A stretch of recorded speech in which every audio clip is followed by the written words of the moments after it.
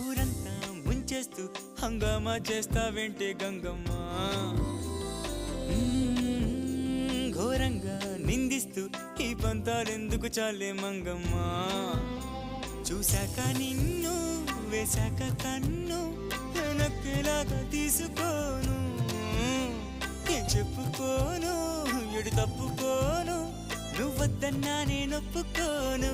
నువ్వేసే గవ్వలాటలు మెలేసే గళ్ళబాటలు నీదాకా